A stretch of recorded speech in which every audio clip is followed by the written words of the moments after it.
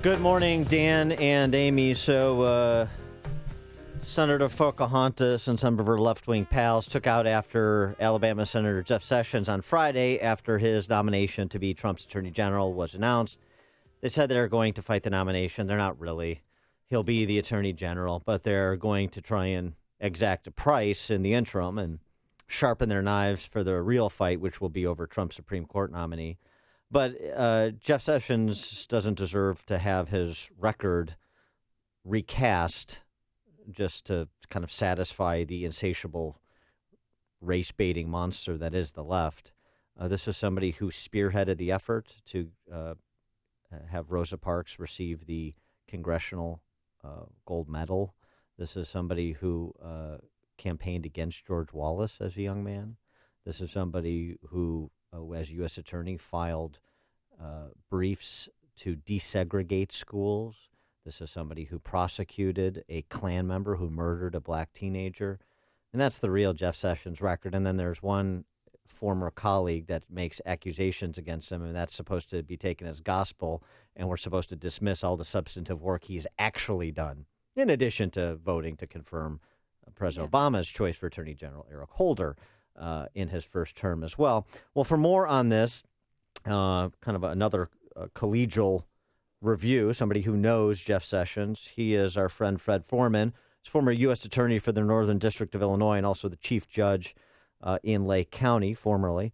And he joins us now. Fred, thanks so much for joining us. Appreciate it. Good morning, Dan and Amy. So tell us what your experience is with Jeff Sessions and what kind of man and professional prosecutor he was, per your relationship.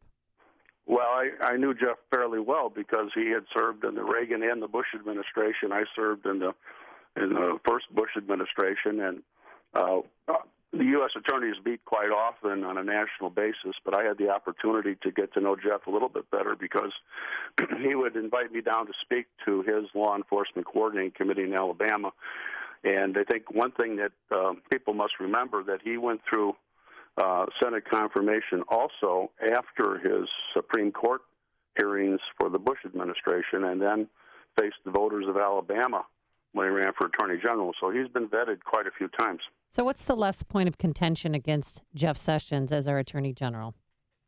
Well, I think that, number one, he would be serving as President-elect Trump's lawyer, and I think that they're concerned about one of the most important topics facing the country right now is immigration and law enforcement, and also I think they're concerned, many of the Republicans are concerned about putting someone in that's going to enforce the rule of law.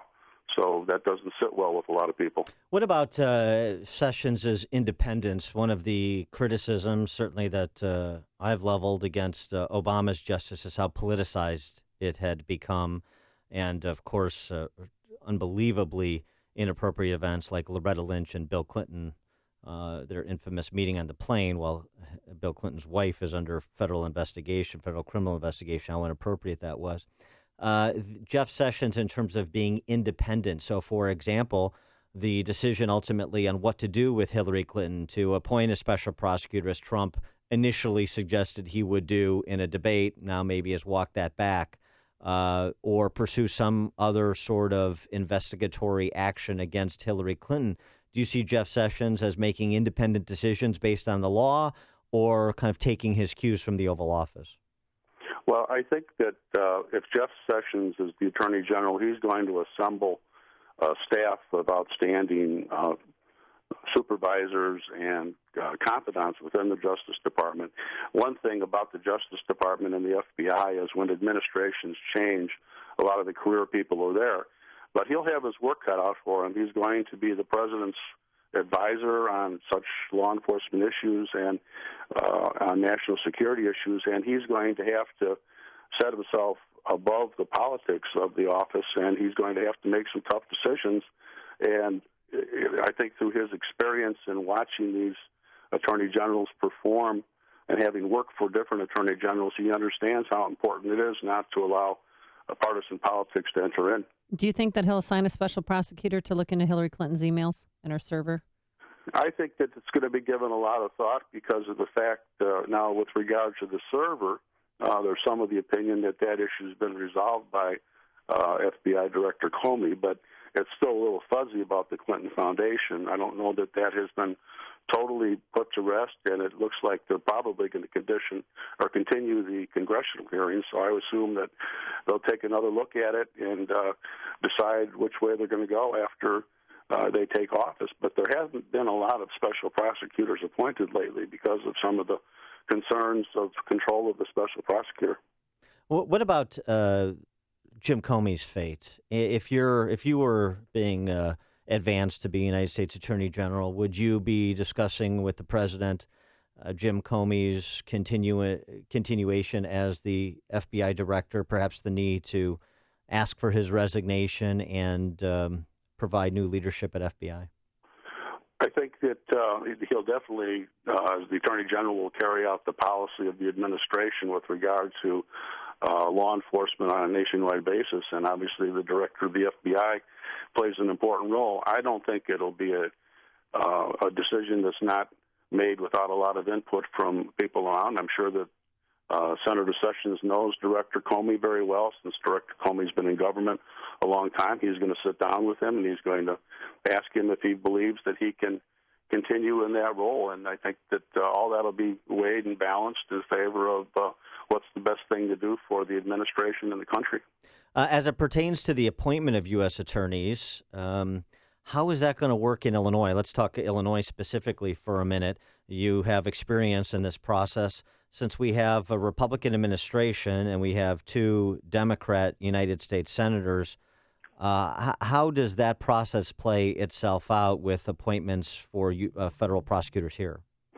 Well, it's very similar to the situation that took place in 1988, and that time where Senator Dixon and Senator Simon were both Democrats, and we didn't have a Republican senator in Illinois. The House Minority Leader, Robert Michael from Peoria, convened all the Republican congressmen to review the nominations for U.S. Attorney and for federal judge and marshal. Each applicant or potential nominee would meet with that group. They would sit in a circle. You walked in, there was the empty chair, and the congressman would ask you questions. And then if Senator or Congressman Michael decided you were going to be the choice, they would get input from various other individuals in the state government, and you would have your name forwarded for the background investigation. So that's going to be Paul Ryan's job in conjunction with the Republican caucus from Illinois? No. I would think that it would fall to the senior congressman in the state of Illinois, or if they decide to split it up amongst the three districts, the senior congressman in each district would take the applications in. There would be a screening committee. I currently serve on the Federal Judge Selection Committee for Senator Kirk, so I would assume that in each district they'll have a committee that will screen the applicants and make a recommendation to either the congressman or under President Obama, Senator Kirk had input at least on some of the federal judges himself. So for the Northern District, which is Chicago, which is really important because this is where most of the criminality occurs and the political corruption, you're talking about Congressman Peter Roskam potentially having significant influence on an appointment for that post. That sounds like it would be the process. And then if you went to the Central District and Southern District of Illinois, similar process, but I don't know that that's been decided yet. Mm-hmm. Okay. All right. He is Fred Foreman, former Lake County Chief Judge, a former U.S. Attorney for the Northern District of Illinois. Fred, thanks so much for joining us. Appreciate it. Always a pleasure. Thank you. Thank you. And he joined us on our turnkey.pro answer line.